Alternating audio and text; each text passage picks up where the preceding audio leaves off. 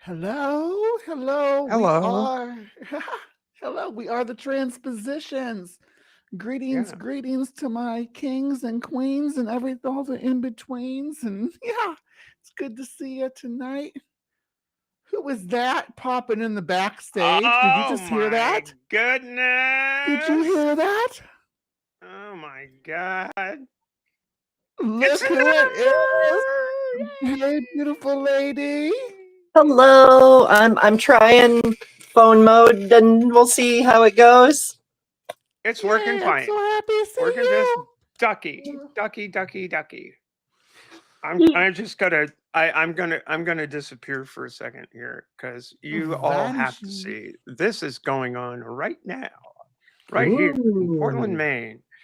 That's you're looking towards that little lighthouse you can see there. That's Spring Point Light, and you're looking toward the west northwest, and it's a lovely sunset here on Mhm. beautiful Casco Bay.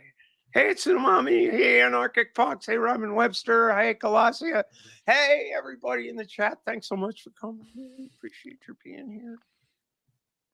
Love you. Hello, everybody. How is your pride going, Ember? That's kind of what I've been wondering because I know we haven't talked much since the month started. Yeah, for real. Pluses and minuses.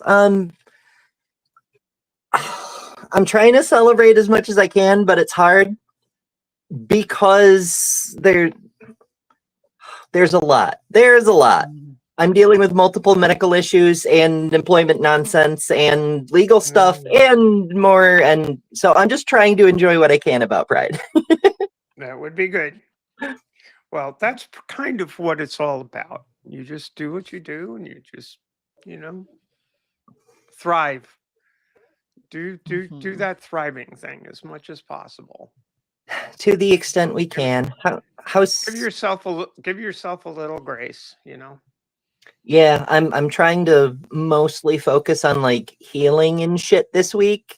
Mixed results, but Mm, Yeah. mm. Well, how's things uh, in yours is parts of the continent. it's actually the last couple of days we've had some rain, so the desert's like gonna start blooming, and all the critters are gonna come out. Hopefully, the no we stopped having so many dust storms. Did I tell you all that we're having that this summer or this spring they had more dust storms here than they've had since the Dust Bowl I in think you may have mentioned Oklahoma? it. Yeah. Yeah, it's You like did mention that.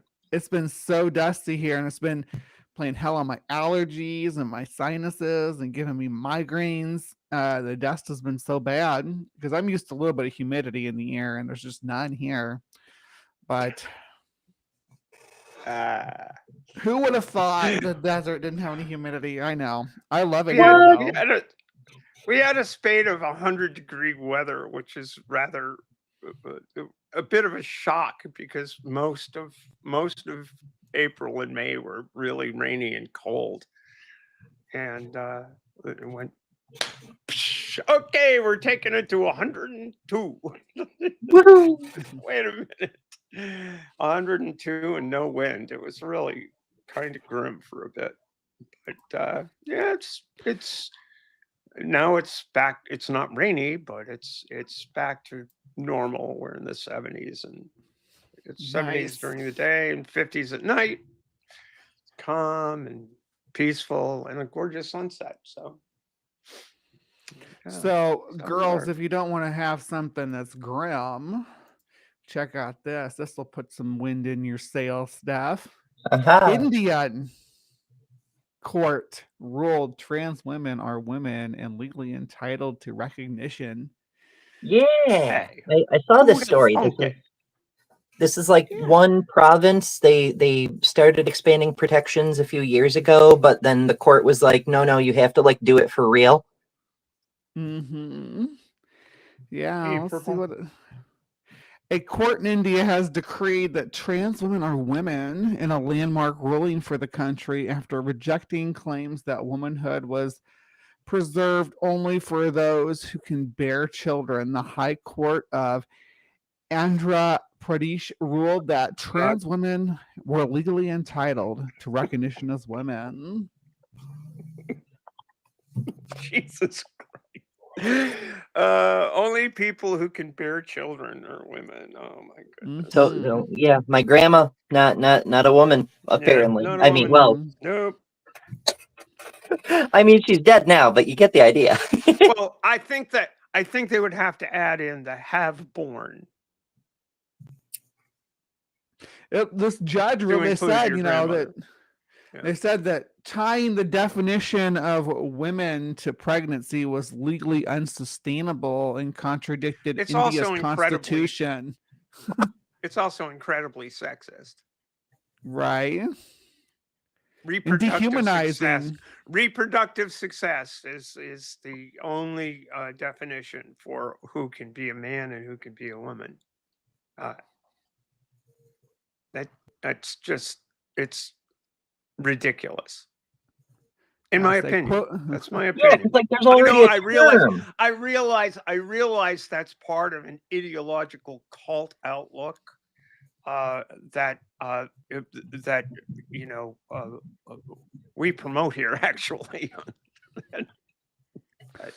No. Yeah, who's the cult? Who's the cult? Is it the cult of reproductive success, or is it the cult of let people be who they are? I don't know. Well, I don't know that you necessarily even need a cult for either to fight over that particular word, because there's already a separate word to denote a person who has successfully reproduced or adopted or whatever. We have mother and father, they're pinned to gender identity, or the NBs can just go with parent, although I've heard they're working on coming up with a better term. Okay. Yeah. We need a better Anyway. term. Yeah. Yeah, I guess that what they cite here is this 2014 court ruling recognizing third gender individuals. So they can't have that third gender recognition and also identify women as someone who gives birth, because that puts basically anybody postmenopausal into that third gender category. And some third gender people who happen to have uteruses in two categories at the same time. Right.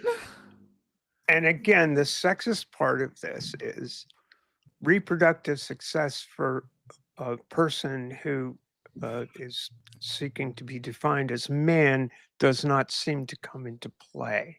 It's strictly the dick and balls that do it, apparently. Well, I don't think having a dick and balls makes you a man. I mean, And, I have and if one. it I'm a did, woman. then Well, they I don't think so either, but that's my point. My point is, it's like, what the Yeah. fuck? You know, it's none of what they were attempting to accomplish with that particular legislation makes any fucking sense at all. So that's my point. Yeah. So the case was brought to the high courts in 2022 after transgender woman Karleigh Chardonnay, and I just wanted to say her names while I'm reading this. I love Oh, that. yeah. Karleigh Chardonnay. I love that. Beautiful name, sweetheart. Nice Beautiful name. name. Looked to use a section of Indian Penal Code to seek protection from her in-laws, whom she said had been abusive towards her. Aha. There you Mhm. go. Her husband's parents petitioned the courts to deny her use of Section 498A, which protects women from cruelty by a husband's relatives, arguing that it only applied to cisgender women. They claimed that trans women don't meet the legal definition of woman under Indian law because they cannot get pregnant, and said Shabana's allegation of harassment lacked evidence. So let me get this straight. This woman's in-laws are trying to say that they should be able to beat the crap out of her on account of the fact that She's transgender. she's not a woman. That she's not cis, at least. Like, yeah. Well, yeah, or I mean, I just there's so many wrong things in this entire scenario. Just wrong. Sorry, wrong. However, the judge says that Article 14, 15, and 21 of the Constitution, which guarantees a variety of discrimination protections, including the right to life and personal liberty, meant trans women's rights to be recognized as women superseded the law. Let me quote here. A trans woman born male, later transitioning to female, is legally entitled to recognition as a woman, he wrote in his ruling. Denying such protections by questioning their womanhood amounts to discrimination. You're goddamn right it does. Oh, did Ember get back on the internet? I think I believe that Ember's internet has successfully awoken. Well, Awoken. the mobile version. Yeah. I think either the house way, Wi-Fi whatever. might be trying to restart, but I who knows? All right. All Well, right. here we Let's go. see. Trans activist and artist Karleigh Subramaniam. Sorry if I butchered your name, dear. Told the Washington course you Blade that did. she's really. I'm sure I did. Yeah. Sure, just pronounced everybody's name here, except for maybe maybe her name, because I really like that name. What was it? Pokala Shabana. Oh my gosh, that's so pretty. Upholding our basic human rights to be identified as what we want, she went on to say. For the transgender community, especially trans women, this verdict means a lot. So we're going to call this a victory for sure for the for all of us, really. I mean, even though we're not India, we know how these court rulings can impact the global stage of how such cases are handled in the future, right? So hopefully this is a swing in the right direction. Hopefully. Yeah, and India has been really, really stepping up. We've reported on India several times over the past year how they're moving closer to the forefront on trans rights, especially as so much of the English-speaking world is retreating. And they've been modernizing their legal structures. There's several provinces that have a transgender council that the parliament relies on. They have more of the states have more rights in their federal system, so it's more independence in each region, and more regions are more focused on trans rights, which is great to see. But also they're expanding medical technology at a huge rate. I mean, right at the moment, Thailand seems to be like the place worldwide for trans people to find medical help, but India It's is creeping up on them. Mm-hmm. I'm going to keep the good news flowing, though. Yeah, go ahead, Steph. Thailand has been. I just took myself out of the picture because the sunset is so goddamn awesome. Thailand's been in the forefront of particularly medical care for a long time. A long time. As a matter of fact, I considered Thailand for surgery. I really did. I got to learn the exchange rate of the baht to the dollar, and the whole program. It's like, why not? What the hell? So, check this out, girls. Bookstore stopped selling Harry Potter. I love this story. This story is so great. As J.K. Rowling becomes increasingly cruel towards trans people, and I think that Katie was talking about on the Turf Wars. What was that yesterday? About Rowling. I guess Stephen Fry has cut ties with Rowling over her increasing cruelty towards trans people. I think it was the cigar picture that pushed Fry over the edge about it. Oh, God. Supervillain moments will do that, I suppose. Right? Just the smugness. She always looks so smug. Oh, that's because of her facial feminization surgery. Her face is stuck that way. Yeah. So yeah, well, there's that. here we go. A San Francisco bookstore is making waves for putting its money where its mouth is by holding its sale of all Harry Potter books as billionaire author J.K. Rowling increasingly spends her fortune on decimating trans rights.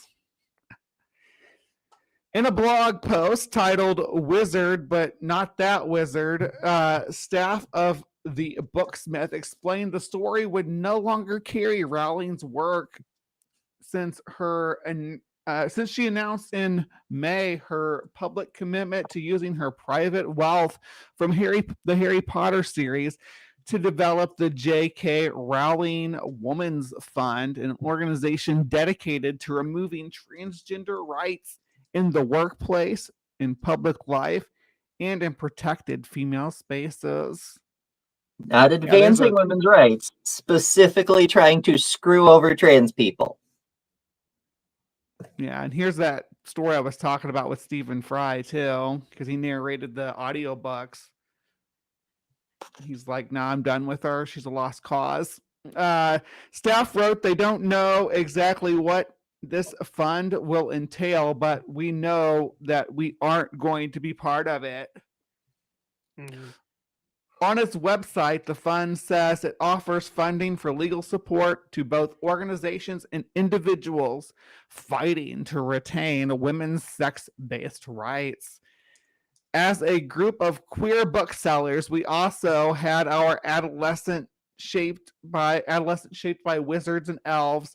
The booksellers posts continued, adding jokes for a little levity. Look at us, it's obvious. They said that anyone who still wants to purchase Harry Potter books should buy them used, but also offered a list of other books that provide similar wizarding vibes, like the Percy Jackson series, for instance, or the Animorph series, which is a throwback to way back in the day, but they're really supportive. Their author there is really supportive of the LGBTQ communities. My personal favorite in young adult fiction that came out at about the same time as the Harry Potter series is his Dark Materials. The Golden Compass, the Amber Spyglass, the Subtle Knife, just remarkably cool, and also touches this atheist's heart. Mm-hmm. Rowling has become increasingly vicious in her quest to dismantle trans rights since she first emerged as part of the TERF movement several years ago. In one particularly cruel gesture, Rowling posted a celebratory photo of herself after the UK Supreme Court ruled that trans women are not to be considered women under the 2010 Equality Act.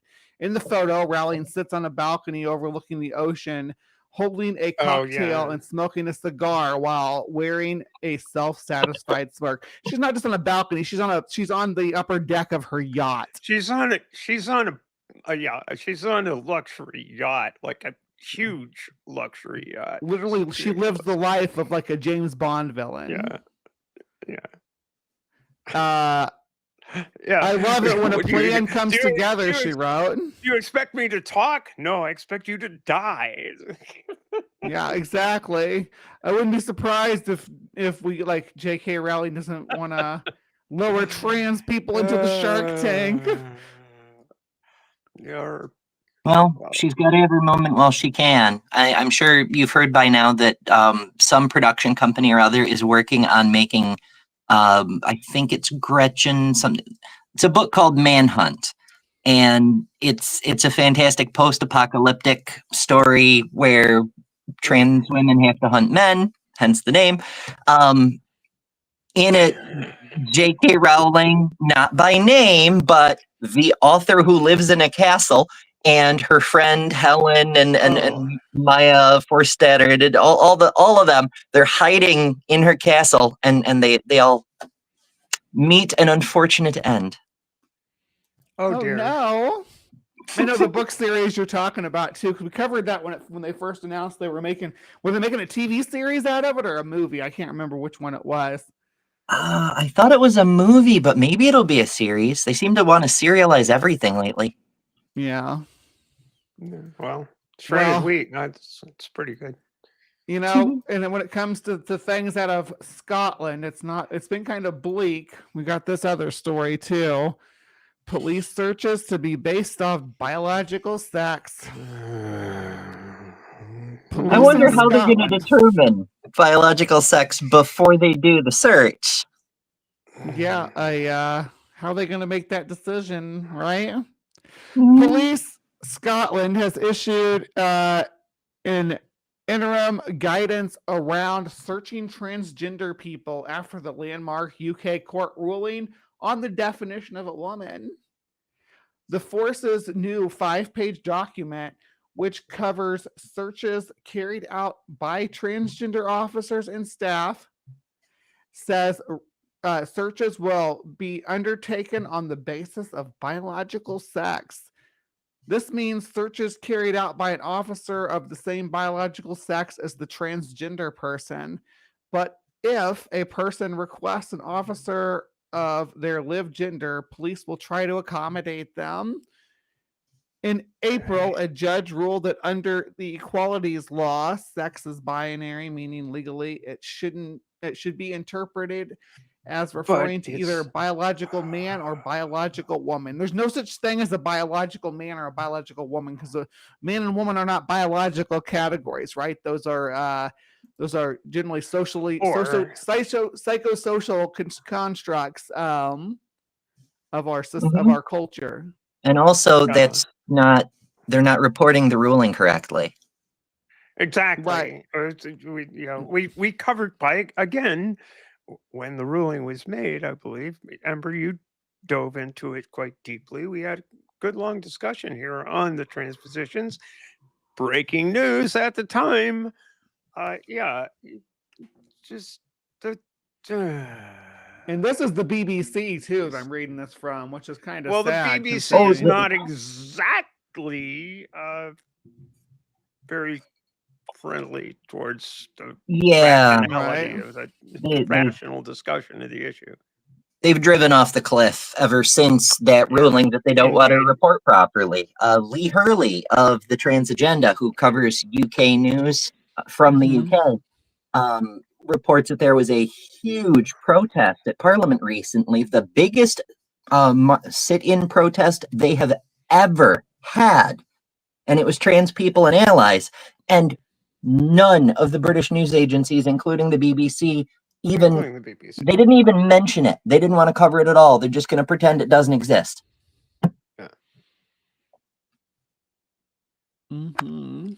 So yay! Here we are, just ordinary people trying to live our ordinary lives with all sorts of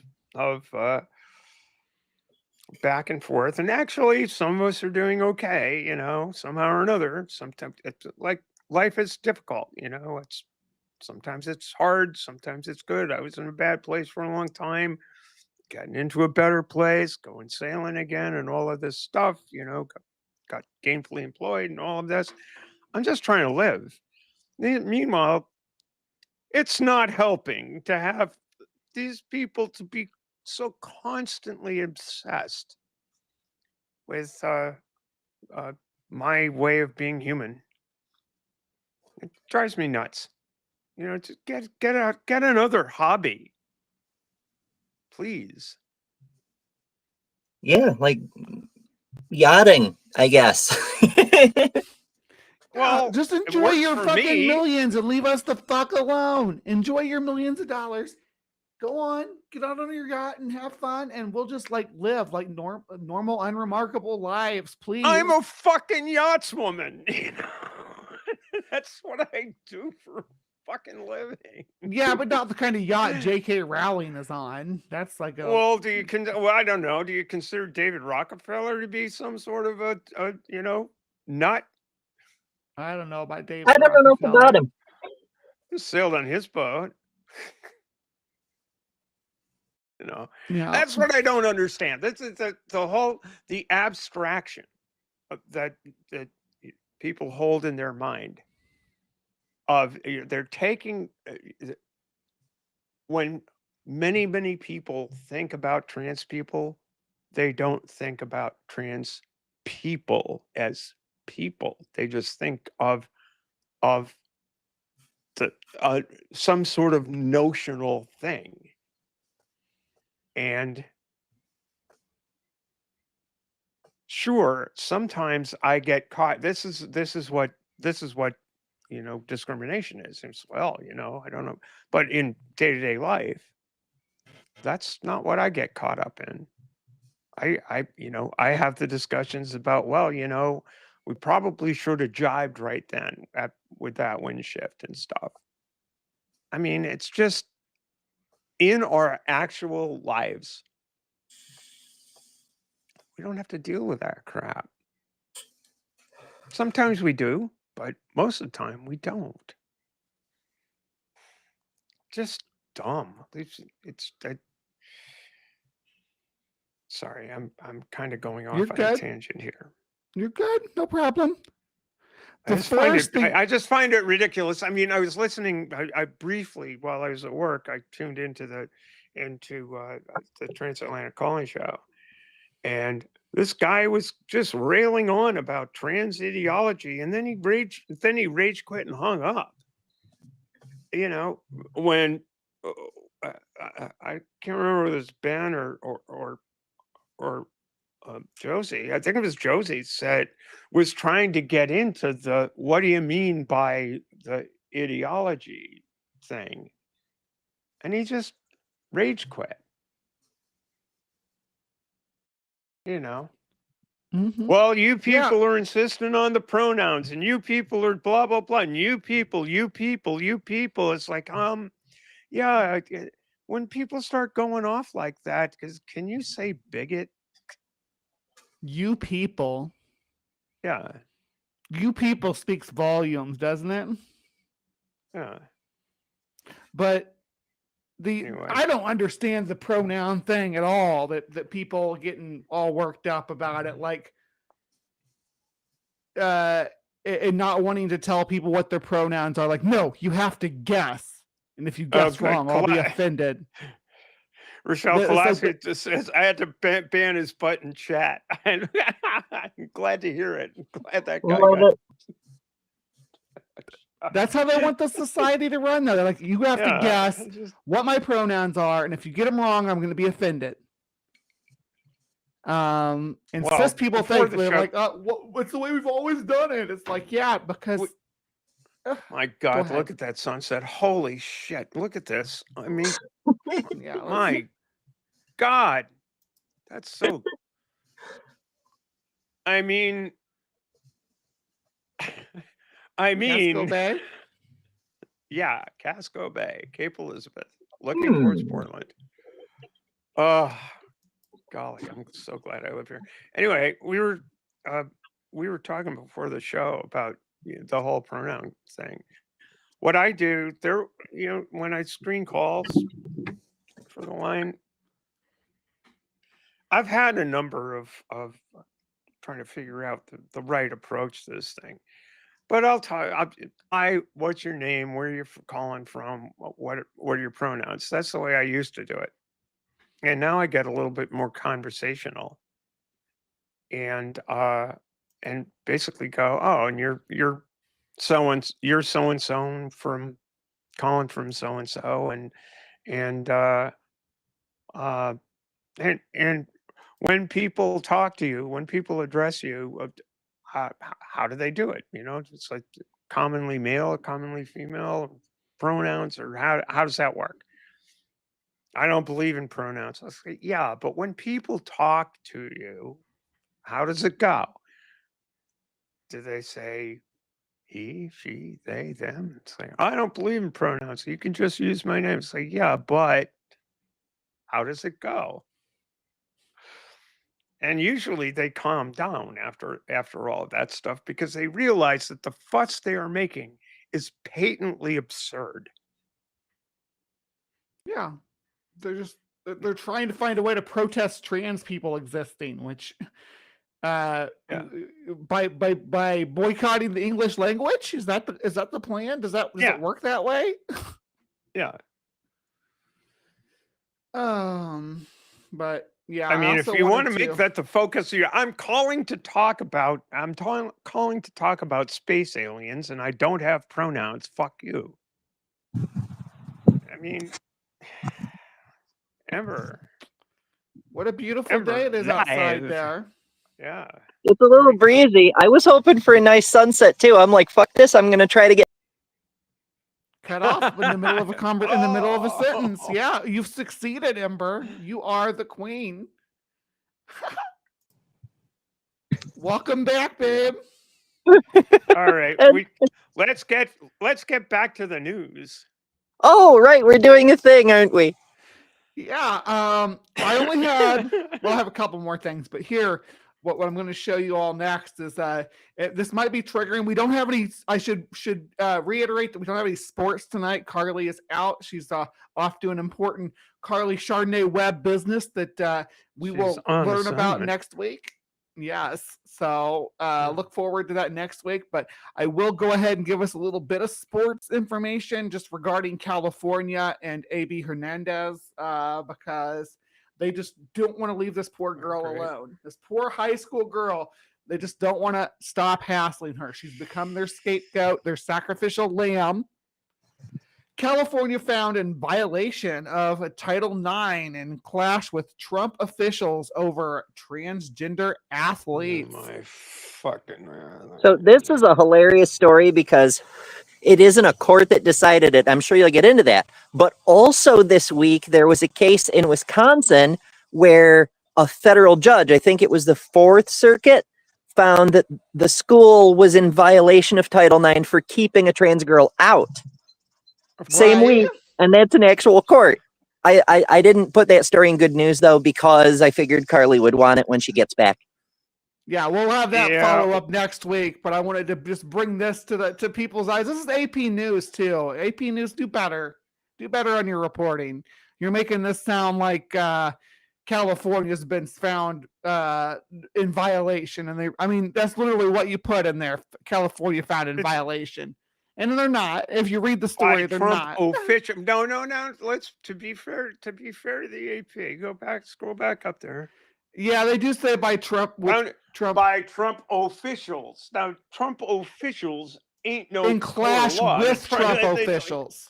Yeah, it makes it sound like Trump sued the state of California and won, and was found guilty and in violation, which is not the situation. Yeah. Oh, I agree. It's crappy headline writing, but then again, right.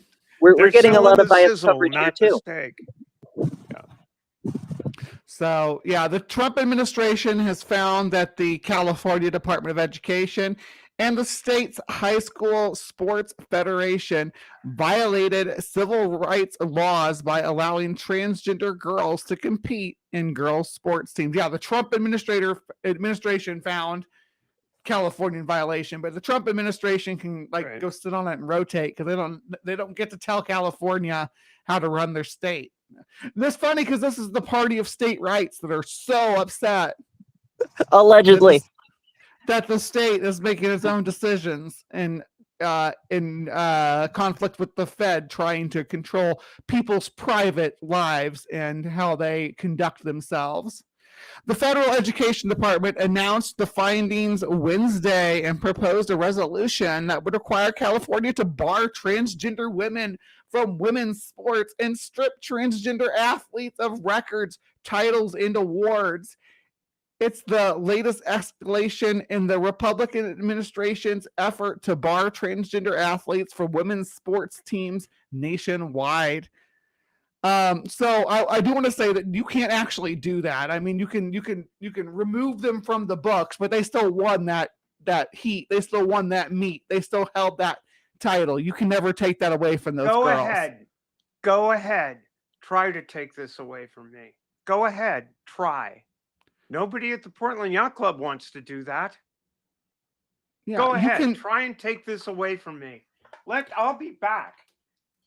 Yeah, you can remove them from the books and everything, but they're still champions. They still won.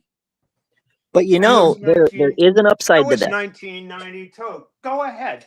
Try to take this away from me. Try. Just go ahead. Go ahead.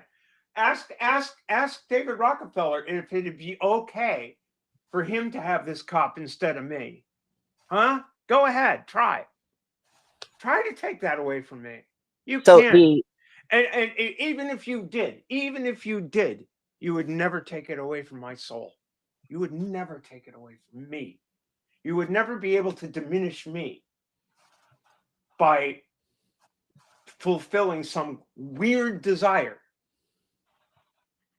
to denigrate my achievements. Go ahead. Try. You'll lose. All right. Losers. To continue, if California rejects the proposal, the Education Department could move to terminate the state's federal education funding. The Trump administration will relentlessly enforce Title IX protection for women and girls, unless they're trans, apparently. And our findings today make clear that California has failed to adhere to obligations under federal law. Education Secretary Linda McMahon, is that how you say that, McMahon? McMahon, Yeah, said that the state must swiftly come into compliance with Title IX or face the consequences that follow. But the fun part is they are in fact, it's such nonsense. But the administration's in violation of the Trump administration's in violation of Title IX by trying to remove trans athletes from.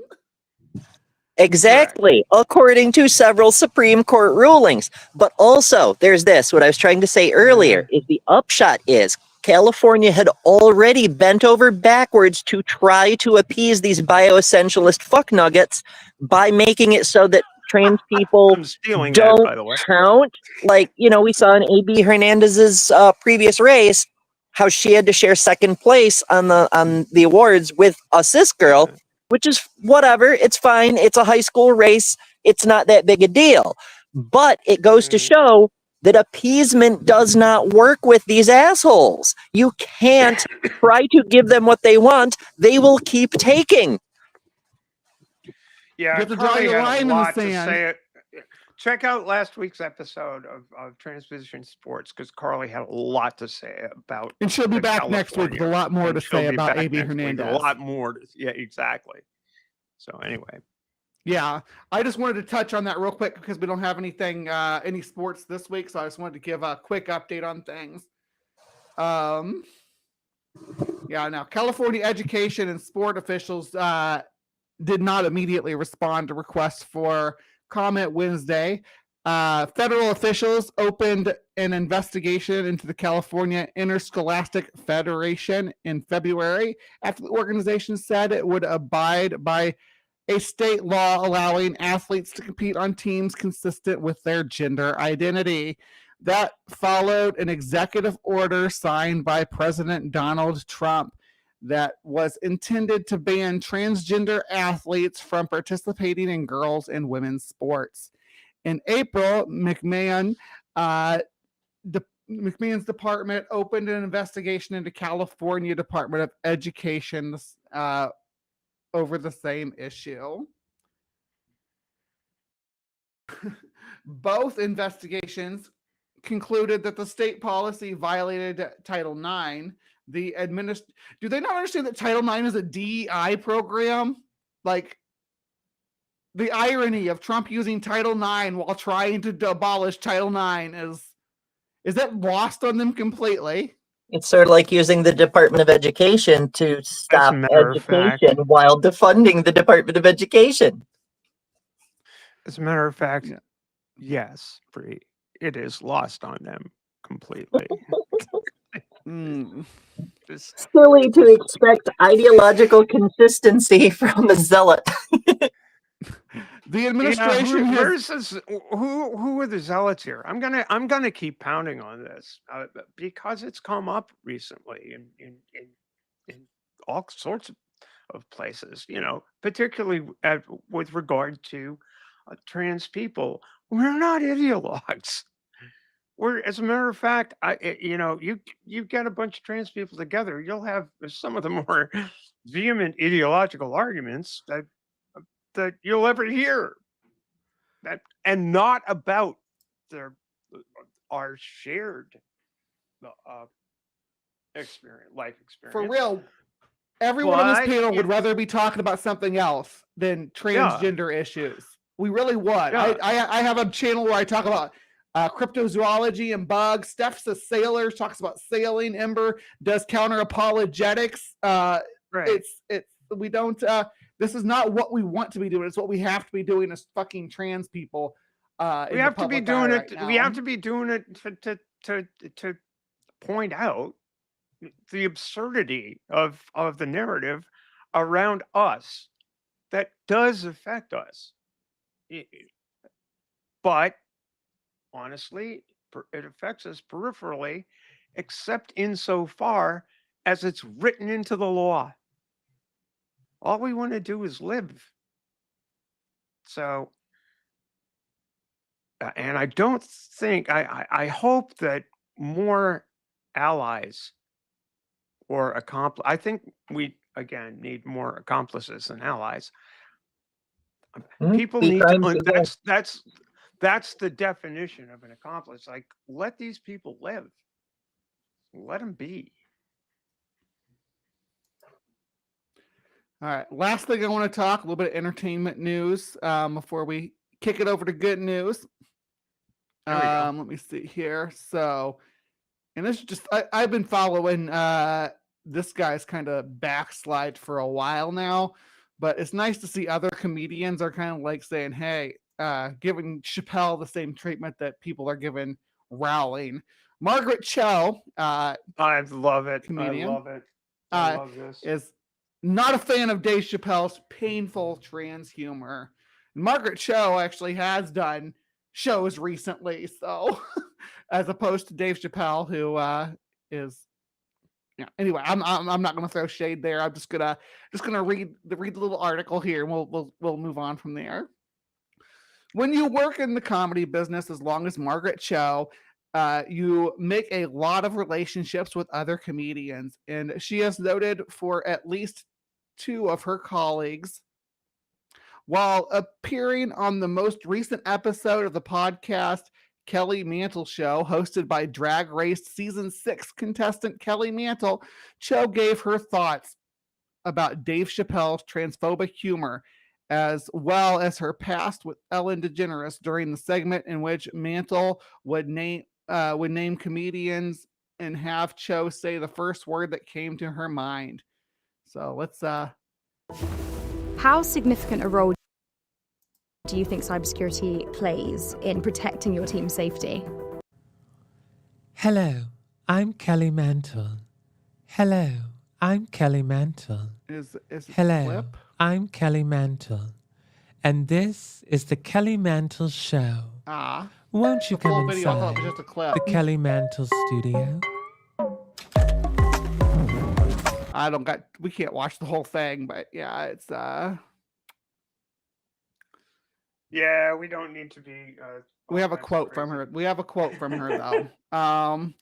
I wish that he would not talk about the trans community in the way that he does, Cho said. He's such an authority on comedy. People hold him to such high regard.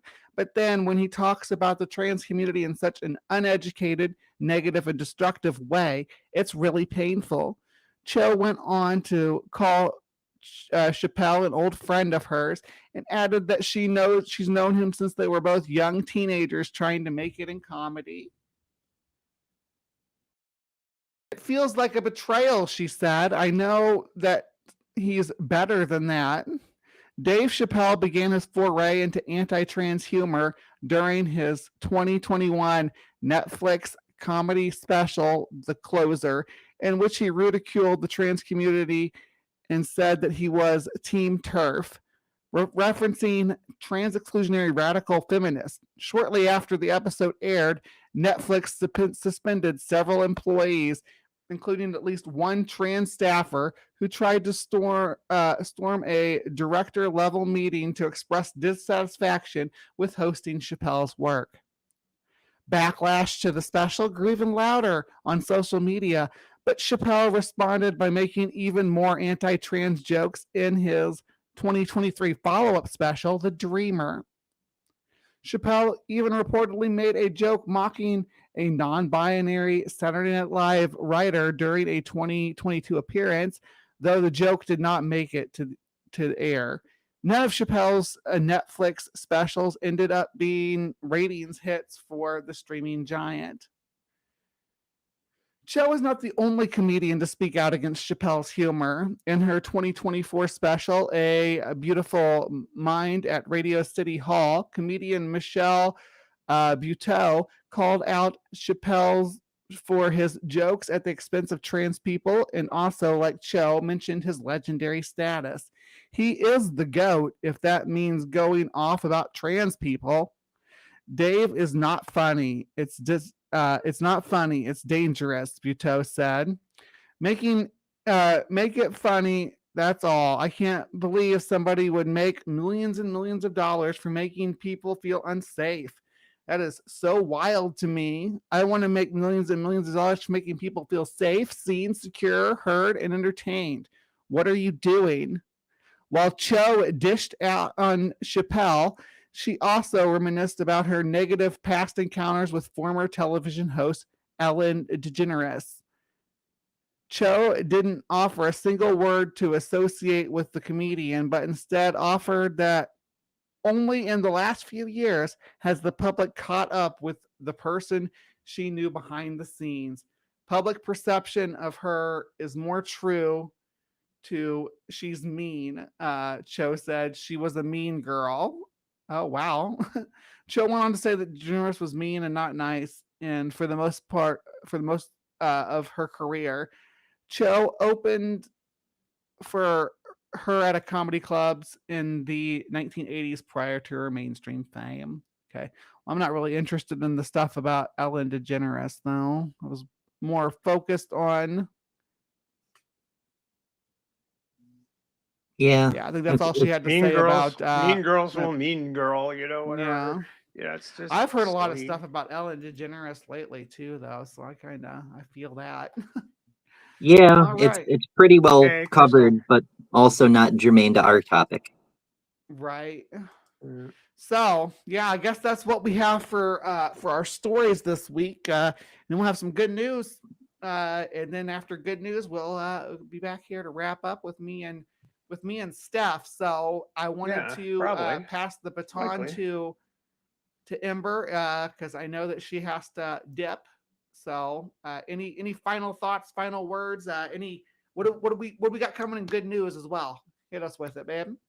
Let's see. Pride parades, for one thing. I was in one last weekend. It was so fucking fun. I'm cool. Yeah. It's everybody should try it at least once. It's so much cooler than you think. Just the change of pace of having hundreds and hundreds of people cheering for you. Like, it's not just you specifically, but being positive in your general direction is fantastic compared to the crap we normally get online. Oh yeah. I got to attend Portland Pride last weekend, and it was so much fun. It was really heartening to see how much support we have. The heart of this town is with us, and the heart of the state is with us.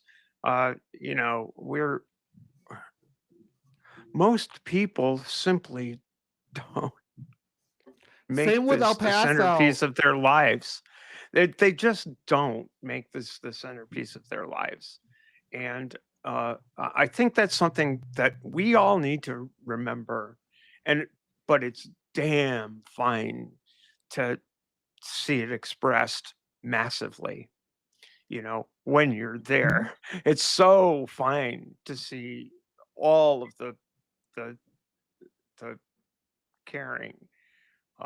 And what we need is more of that, more of the time. It's like I remember, if you folks aren't familiar with the Valentine's Day Bandit in Portland, Maine, one year every year on Valentine's Day, bunch of people go out and put hearts all around the city, right? And it just, one year there was a blizzard, couldn't do it, couldn't get the troops out because the weather was that bad on February 14th. So we did it the next day, and instead of just a heart, underneath the heart it said, it's not just one day. Well, it's not just 1 month. It's not just 1 month. It's not just one parade. It's every day. We need you there all the time. And we really need you in the ballot box. We really need you there to take away the movement that's, the movement of hate that's, mobilized for pure political reasons against people who really just want to live. Our Pride event was last Saturday too here in El Paso, and yeah, the city people are either, for the most part, either in support or don't care. It's very fringe, the anti-trans movement. Unfortunately, they're very loud and well funded. Because they gotta keep waving at us in front of the voting base because they don't want to distract them from the fact that we're at war with Iran. That the egg prices are continuing to go up. That we are basically following Israel wherever they lead us. All this bullshit that's going on. But if they can keep you distracted by trans people and women's spaces, yeah, right. Then why can't they just you could even use the phrase, I just don't like the trannies. It's like, well, okay, well, what's that got to do with the price of eggs? Right. Like, for That's real. right. Like, Literally, we could be what's that much got to do with more. the price of eggs? Eggs are going to be expensive whether we're here or not. All right, so are we ready for some good news, y'all? Ready to roll into that? Yeah? Yeah? Let me hear it. Come on. Woo, woo. Yeah, woo. Let's go. Good news. All right, let's go. Get it. Let's go. Did you miss me? Because I missed you this much. Sometimes I get kind of sad thinking about how much I miss you. But then I realize it's really quite special that I have someone so wonderful to miss. Good news, everyone! We're still here, still breathing, and still fighting for the controversial right to keep doing that. And that's something. Let's hit it.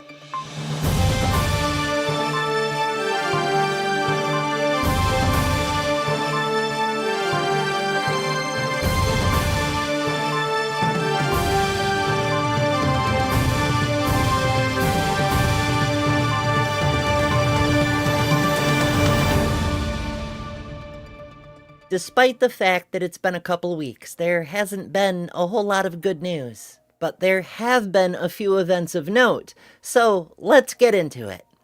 First up, it's Pride Month! And the community is turning out like never before. The L's, the G's, the B's, and the T's. Plus the pluses, along with allies, relatives, and people who haven't traded their heart for a cheap red hat, all came out around the U.S. for pride parades and festivals, despite sharp decreases in corporate sponsorships. While New York and San Francisco, the two longest-running Pride events in the States, have their big bashes this coming weekend, other cities everywhere have been showing out big and breaking records. Baltimore reports 15,000.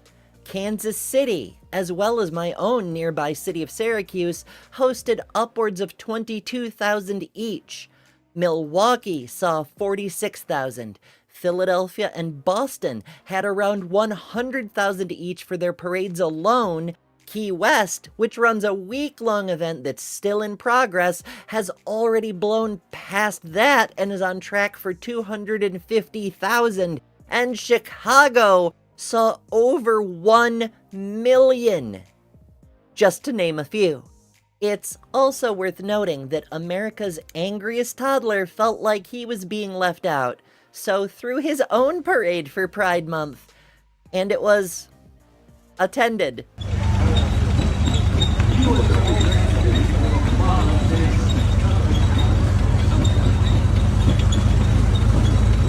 The best part, in this reporter's humble opinion, is that counting the 6,000 troops ordered to participate in the actual marching, the estimated total was, generously, 8647. In fairness, it probably isn't his fault his numbers at a national event were less than half what even a small city like mine put up. It was his first time organizing a parade, and he didn't even have the staff to get the rainbow flags up before the crowd arrived, because he deported the staff. But details. You know, he put a lot of effort in and did his best. He was so worn out, the poor dear had to take a nap and missed most of it. Almost adorable. Passports are back on the menu. For now. Probably. From USA Today. Travelers can once again get a U.S. passport that aligns with their gender identity. For now. U.S. District Judge Julia Kobik in Boston expanded a preliminary injunction on Tuesday against a Trump administration policy of only issuing passports reflecting a person's gender assigned at birth. In the past, Americans had been able to get passports in line with their gender identities, including an X marker as of 2022. That changed the moment Trump took office and issued an executive order directing the State Department to no longer do that. We've covered that order on the show before, TLDR. It boils down to whatever's on your birth certificate is what has to go on your passport, even if it isn't correct and causes confusion. And also, not if that's what's on your birth certificate now, but whatever. It's just common sense. When the State Department followed that weird, incoherent, pseudoscientific, factually incorrect and confusing order, transgender, non-binary, and intersex passports in America were left in limbo for much more than travel. Quote, "If our gender markers don't match who we are, then it's going to cause us problems. From housing, from renting cars, to renting hotel rooms, to buying cars, to buying houses. Everything, you name it." Michaela, a transgender woman in Texas whose passport was on hold, told USA Today in January. Quote, "There's so much more to it in every element that people just don't think about." In April, Judge Kobik issued a preliminary injunction allowing 6 people named in a lawsuit co-filed by the American Civil Liberties Union, or versus Trump, to be able to get passports reflecting their correct gender identities while the case made its way through the courts. Last week, Kobik expanded that preliminary injunction following motions for class certification and expanding the previous ruling to anyone who is or will be impacted by the administration's passport policy, according to the ACLU. Following the ruling, the ACLU wrote, quote, "Today's ruling from the court means that a passport with a sex designation that aligns with one's gender identity or with an X sex designation should be made available to anyone applying to obtain a new passport, change the sex designation, or update their name on their current passport, replace a lost, stolen, or damaged passport, or renew their passport within 1 year of its expiration." This includes those who, under the Trump administration's policy, were previously sent a passport with a sex designation listing their sex assigned at birth after applying for a new, renewed, or replacement passport and or a changed name or gender marker. The ACLU encourages Americans to take advantage of this temporary reprieve from the policy. It's important to note this judicial block is not permanent, though that is being pursued. So if you didn't get your passport before Trump took office, This is the window you've been waiting for. Better get it while you can. This story is brief, but it bears reporting. This year, Maine once again shot down proposed anti-trans bills, much to the chagrin of our old friend Representative Libby. Of particular note is LD 233, which was titled, and I wish this were satire, "An Act to Prohibit Biological Males from Participating in School Athletic Programs and Activities Designated for Females when State Funding is Provided to the School." Unquote. The APBMPSAPADFWSFPS may have an ungodly long name, but the text is one of the shortest bills ever proposed. It contains a single sentence. Quote, "A school administrative unit or an elementary school, secondary school, or post-secondary educational institution in the state that receives any state funding may not allow a person whose biological sex assigned at birth is male to participate in athletic program or activity that is designated for females." The author's knowledge of law seems to be on about the same level as their ability to title things, because passing a law that applies to one sex only fails constitutional scrutiny at the most basic level. We don't even have to get into the explicit discrimination against trans women specifically to see this proposed bill would last all of 4 seconds if it had become a law. Thankfully, the state Senate nuked it in 3.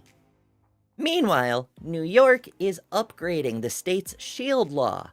The existing law protects access to necessary health care for residents, reproductive care, including abortions, as well as gender care, such that laws at local or federal levels can't come between a patient and their doctor.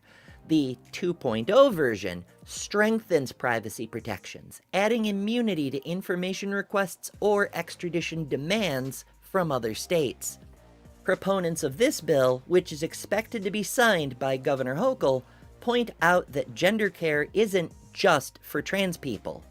In fact, the vast majority of gender-related healthcare is for cisgender patients, from cis men with gynecomastia who need their healthy breast tissue removed to feel comfortable, to cis women who may need a breast reduction for back pain or facial feminization to look and feel more womanly, just to name a few examples. Now, let's hear from the community. This isn't a crime, but it should be. You thinking you're not hot when you're literally this. This is how hot you are. You're over here saying, "Oh, I'm not good enough, I'm not sexy." This is you, burning us all with your sexiness. Who's got this? Who's amazing? Who's hot? That's what's hot. Let's check out the Gay Pride collection at the Home Depot. We're starting off strong with this adorable handbag featuring rainbow-colored nut drivers. They set up this DIY jewelry making station, so I made a choker and an anklet. Queer art was sprinkled throughout the whole store, like this art installation made by a local lesbian. They literally thought of everyone. Gay electricians, we got you. Gay rock climbers, we see you. No kink shaming here. This mask would be great for pride after parties or networking events. This is a great gift for any gay that you know that needs their crack filled. This rodent repellent also works to repel homophobia. These glitter body paint sprays are super fun. My best friend actually picked up the silver. She sprayed it all over her baby and it looked like a little disco ball with legs. It was so cute. I think this tool belt is great for carrying around gay things like chapstick or condiments. They had rainbow colored cacti for the plant gays and knee pads for the gay elderly. So I'm a trans man, for anyone who doesn't know, and when I was a kid I was desperate to fit in with the other boys, and all I wanted to wear were clothes from the boys section. If you want a general vibe of how I dressed when I was about 8 to 10 years old, this is the vibe. And I had this one pair of jeans. They were like blue and they were baggy. They were from the boys section. I remember wearing them, and I used to get teased a lot for wearing boys' clothes as a kid, but I loved these jeans. Could not find a photo of me wearing the jeans, but you get the idea. Recently, as an adult, I came across a pair of jeans that looked remarkably like this pair I had when I was 7 years old, and I was like, wow, noughties fashion really must be making a comeback. But also, oh my gosh, I'm an adult with my own money and free will. I'm gonna get myself these jeans. And these are the jeans. Ta-da! They are so different to what I normally wear. They're very baggy but incredibly comfortable. But I wanted to make this silly little video about them because it gave me such a moment of gender euphoria and all the cheesy feels about my life and my transness and being a man and everything. So I was like, wow, as a kid I got these jeans and they made me feel really cool and they made me feel like I fit in more, but I still got teased about it and I was just desperate to be seen as one of the boys. And now I'm a grown man living a life that 7-year-old me only could have ever dreamed of, and here's me wearing the same jeans again that made me feel really cool as a child and made me feel really cool as an adult. I have no idea if they suit me, but I love them. So yeah, that's just my little moment of how some jeans brought me trans joy. Thank you for watching. Here's a transition update for you. I'm fucking happy. Right? Like, I look in the mirror and I smile and shit. Like, I'm happy with myself. I can see a future. Like, I want to keep going. I want to keep living. I don't hate myself. I can like finally stomach looking at myself. I'm just happy. I'm just happy. And I don't care about all the people that don't want me to be trans, all the people that whatever. I am fucking happy. So there's your transition update. I'd love to compete against a trans woman. I'd love to compete against her. And then maybe after, regardless of who wins, we go to dinner. Her and me. And then after that, drinks. And then the rest of our lives and our family together. The other day I met my friend's mom for the first time and she told me that I looked beautiful. So I'm transgender. I've been transitioning for about 3 or 4 years now. And the idea that somebody would just be like, wow, that person's really pretty and has really pretty hair is still so foreign to me. It's still crazy and I'm still loving it, baby. It's just like I grew up never being told that I looked particularly good, probably because I was a man and we socialize men to never get any compliments regarding their appearance. And as a result, I transitioned and suddenly people were like, wow, you look really pretty. And I thought that they were just pitying me. And then I got further along in my transition. And the further I got along, the more people kept being like, wow, Lila looks really pretty. And the more people who didn't know I was transgender started being like, wow, Lila's really pretty. And people want to ban the drugs that make people transition. People want to ban this smile off of my face when my friend's mom is like, oh my God, tell Lila that she is just gorgeous. Because she, oh my God, what a looker she is. Because, you know what? Maybe I am a looker. Maybe I am a looker sometimes, and maybe that makes me really happy. And I don't know, I can't stop smiling, I can't stop smiling, I can't stop smiling. I love being trans, I love being a woman. This is really fun. I just like... I can't believe people want to get rid of this. This is amazing. You do not owe anyone an explanation for existing. You don't have to defend your pronouns. You don't have to defend your identity. You don't have to defend the fact that you're queer, trans, non-binary, or anything else. You're allowed to just exist. The people who get it, or who want to get it, will show up for you. And the people who don't, won't. It's that simple. You are not a TED Talk. You are a beautiful human being. You are a miracle. We may have to fight for our rights, but that's different than fighting for our existence. You exist, you're beautiful, you're becoming. I love you. So 16 states as of July 1st will have bathroom laws saying trans people can't use the bathroom that matches their gender identity. 16. And I just want to ask, what problem are we solving here? Because trans people aren't going through hormone therapy, surgery, public discrimination, and having to rebuild their entire lives just to sneak into a bathroom. That's not happening. You know who does commit sexual assault? Overwhelmingly, it's straight men. You know, like your uncles, your coaches, your priests, and your favorite presidents. And now these laws are forcing trans men, like fully transitioned bearded adult men, into the women's restroom. Let that sink in. You're going to have guys who look like lumberjacks walking into the women's bathroom because the law says they have to. And then you're all going to freak out again and scream about men in the women's bathroom. And you made that shit happen. It's not about safety. It's never been about safety. It's about control. It's about shaming people for being different. It's about erasing trans people from public life entirely. And this goes way beyond bathrooms. Federal agencies, including the CDC, HUD, and the Department of Education, are now removing references to transgender people altogether and restricting recognition of gender diversity across the board. They're literally scrubbing trans people from existence, one policy at a time. And while this is all happening online, LGBTQ creators are being buried in the algorithm, harassed nonstop, and platforms like Meta and YouTube aren't doing a damn thing about it. GLAAD literally put out a report saying social media is less safe than ever for queer people. So the real message that they're trying to get across is, we don't want you in public. We don't want you online either. Just disappear. That's really what this is about.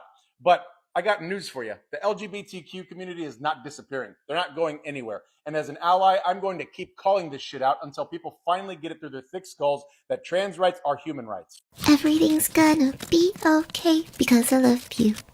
I love you. And today might not be your best day, but I still love you. I love you. And I guess that's not really a logical solution, but that's okay. Because I'll always wanna be here for you, cause I love you. I love you. Yeah. I should probably write this down. I was just thinking about it, and I really do love trans men because they looked around, they went, I can do that better. And they do. And they did. And they will.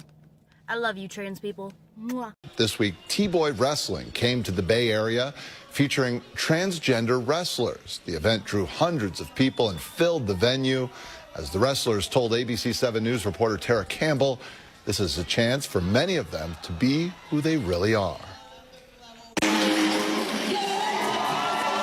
The sound of victory, both inside the ring and out, for this group of transgender wrestlers and their fans. Being with people like me and wrestling like my friends and just people who like have the same honestly common experiences makes it just so much more accessible. It makes it so much more fun and comfortable. T-Boy Wrestling was created by the founders of Trans Dudes of LA, a social group for transgender men. As a way really just bring trans men together and give them the space both in sports and performance to, express their point of view from the trans-masculine perspective. And it makes me feel at home. Like, when I'm here, I feel like I'm at home. Jameson Rodriguez left his home in Florida behind less than a year ago. Coming over here and finding refuge, this has been so important for me because, we don't have anything like this out there. There is no doubt that this is a very difficult time for the transgender community, specifically within the LGBTQ plus community. Can you tell me what it means in this moment to have this here hold you?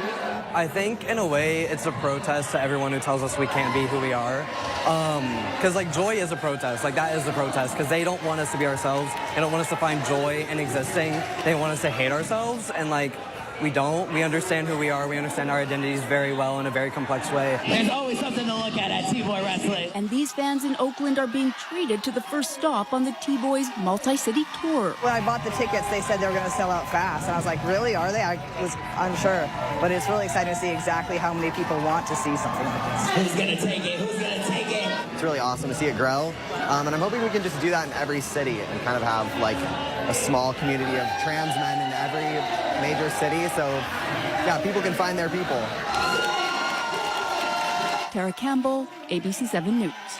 Pride Month? It's Adam and Eve, not Adam and Steve. Oh, so you think we should live the way Adam and Eve lived? Yes, we should. That's the way God intended us to live. Just so you know, Adam and Eve were vegans. What? In Genesis 1:29, God says, I give you every plant yielding seed that is upon the face of the earth, and every tree with seed in its fruit. You shall have them for food. God gives Adam and Eve plants to eat, not animals or even animal byproducts. But the next verse talks about animals, right? Oh yeah, and to every beast of the field, and to every bird of the air, and to everything that creeps upon the earth, and everything that has the breath of life, God gives to Adam and Eve to eat. Actually, no, the verse ends with God explaining that animals are also given every green plant to eat. In the Garden of Eden, the only food God explicitly approves of is plants. But God gives humans dominion over animals. We also see that word apply to kings. Do they eat their subjects? No. Other parts of the Bible say parents should have dominion over their children. Does that mean we're supposed to eat our kids? No. So are you done with meat or what? I don't think that the way that God set up the Garden of Eden is proscriptive for it. I think it's just descriptive. I agree. We already do this work of biblical interpretation all the time. We've done it with slavery, with spousal abuse, with genocide, with interest on loans, with wealth, and all sorts of other things. What's your point? If you insist that the Bible tells us something, you better have a framework that explains why you're lifting up certain passages and ignoring other passages. I haven't heard of biblical literalists becoming vegans because they're not actually biblical literalists. They're literalists in the way Scalia was a textualist. The original meaning was always what they already believed. I guess I never thought of it that way. There's a multiplicity of viewpoints in the Bible. If the Bible always agrees with your worldview, then you are lying to yourself. Find something beautiful in it and use that as a lens through which to view everything else. Like what? In Matthew 22, Jesus says all the commandments are summed up in this. Love the Lord your God and love your neighbor as yourself. That's the lens through which I interpret everything else. That's why I'm affirming of LGBTQ+ folks. Jesus told me to love the marginalized, so that's why I'm happy to celebrate Pride this month. This video is just for people under the trans umbrella, so if you aren't, please don't interact with it. That being said, stitch this and share with me and other trans people your favorite moment of trans joy. I'll go first. Early on in my transition, I decided to get a new pair of glasses. These are the glasses in question. And when I put them on my face, they fit me in a way that I wasn't really expecting, and I started crying tears of euphoria. I took a short little video, and I still look back on it fondly. And even though these glasses are cute, it was because they were a new lens to view myself through. And I can see now that all of those puns were fucking intentional. This may be a genuine video, but I'm still a shit poster, and I'm not sorry! First of all, love the pun. We adore aggressively bad puns around here. Well played. Second, trans joy. So this past weekend, I got to participate in my area's Pride Parade. I was actually in the parade, and that was really cool. And on my way home, I needed to stop and get some groceries. Now, I was tempted to go home and change first, but screw it. I was looking like this. I was fabulous, and we're just going with it. We're just going with it. And so I walk into the store, and as I'm walking through the door, a man is coming the other way. And instead of a look, his face lights up. He was like, "Oh, it's so wonderful to see you." And that kind of shook me a little. Not what I expected. But I mean, great, but not what I expected.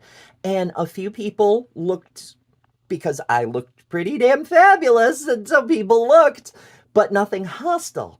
And then as I wound my way through the aisles, one woman came up to me and she said, "Oh, did you just come from Pride?" And I said, "Why, yes." And she said, "Is it still going on?" And I said, well, yes. I had to go to the grocery store and do some other things, but it was still going when I left.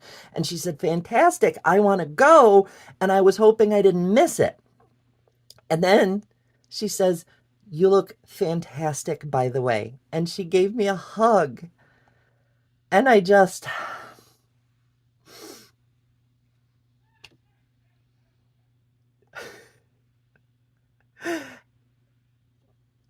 not at all what I expected. To have people literally embrace you for being who you are. It's amazing. If you enjoy content like this, be sure to subscribe. TransPositions Weekly is the first and only weekly trans news show in the universe, and we need your support to keep the show going. Contribute at patreon.com/TheTransPositions. Spread the word over social media to let people know we're here, and tell us what stories matter to you by joining the community on Discord. Discord, of course, is where the memes live, and our meme of the week was posted by Sapphire Light. And if you are enjoying or simply looking forward to your own experience with antihistamines, join us. Also, if you have good news concerning trans people you'd like to see reported on, you can tell us about that in the Discord as well. For the TransPositions, I've been Ember Belrad.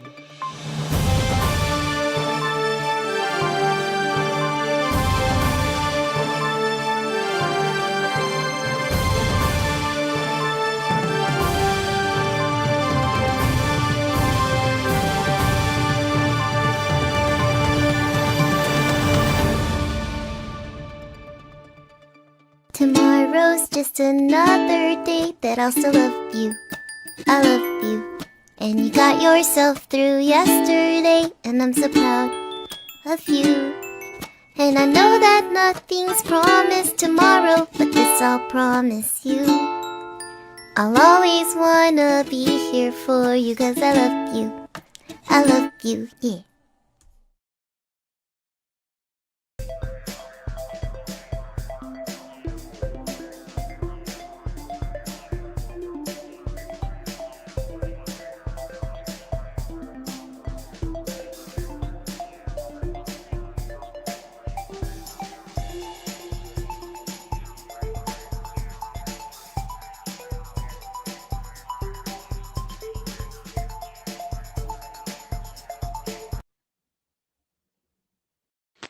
Thank you, Ember. That was a wonderful Thank you, segment. Ember.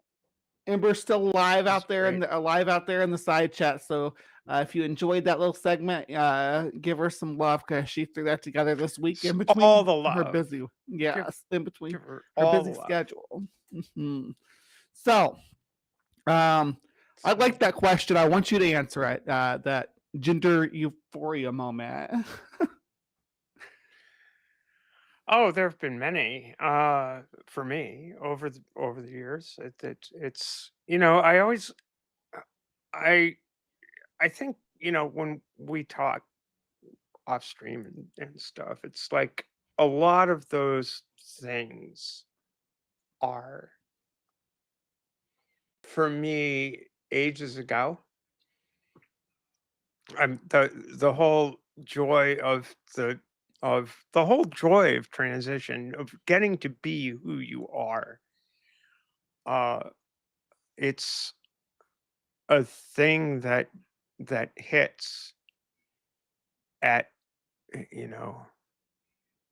a certain point, like especially if you've had to hide who you are for a very long time. And I think it's interesting. I think people, particularly young people who have the ability to transition nowadays because of greater social acceptance. I'm so happy for them, but for many of us, it took a while before there was enough social acceptance in the broader community to even be able to come out and be who we are. But boy, that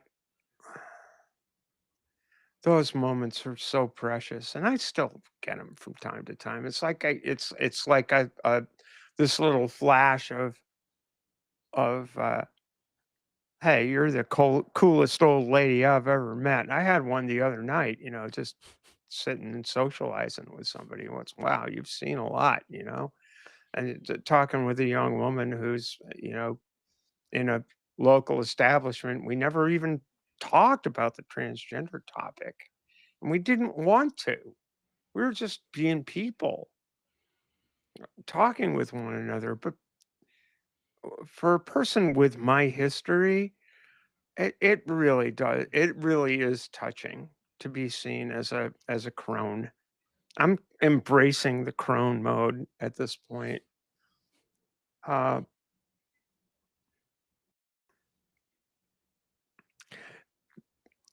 Within the discourse, there's a lot of discussion about socialization and all of this, and I don't mean to be I don't mean to be making an apology, engaging in apologetics in the sense of the trans ideology, going into apologetics here. But we're people who've never been comfortable in our skin. And when we have those moments of being comfortable in our skin and being just seen as who we are, honestly, by other people, they're hugely important, and and they're really great. So I guess I don't know if I strayed too far from your question, but I think, yeah, that's where I'm at with that kind of thing. I don't know. Yeah. know,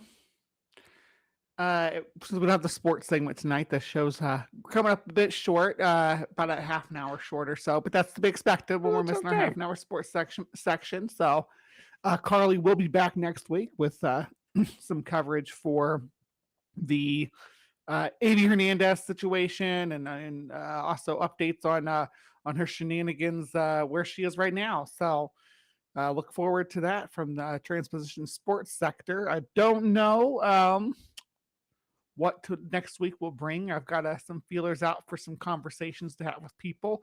I'm wanting to start talking to people from different countries, different parts of the world about how they are socially and accepted and how their government treats them as trans people, because I think it's time that we have some contrast, right?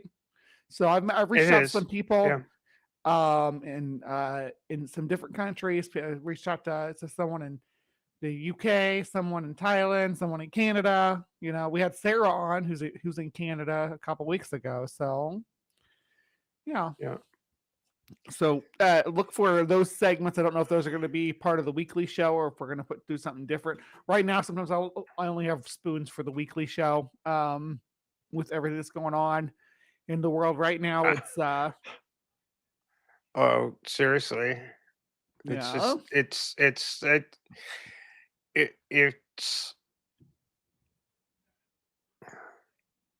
I think that the best thing that all of us can do right now is, to the extent that we can, is have a little bit of engagement with what is going on with the world, and what we need to have an engagement with. What kind of future do we want to build, especially for someone like me who doesn't have much of a future, to be honest. And it's like, as a practical matter, that's not. It's like there ain't a lot of years left, but I don't want to spend my golden years regretting that the world moves in a direction of cruelty. I saw enough of that when I was a child. I don't need to see any more of it. As I saw enough of that in my first 12 years. I don't need to see any more of that in my last. So I'm going to still be here, and I'm going to try to bring some joy too. I'm going to tell you about the joy that I'm having, that running sailboat races and running and participating in them, and as a competitor, and running them as an official. I'm going to tell you about that. I'm going to tell you about that kind of joy, which is day-to-day joy. It has nothing to do with trans joy, but it has to do with the joy of being alive. And I think that's a common point, right? What cis person doesn't enjoy the joy of life?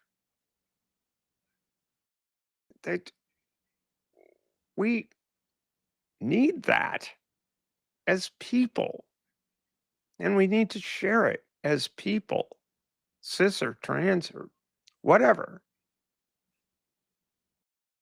And we need to have enough grace to say everybody should have those times and those memories to share, those stories. The people that don't want those stories out there are broken. And I think it's incumbent upon us to try to offer some healing to them and show them a way off the cliff.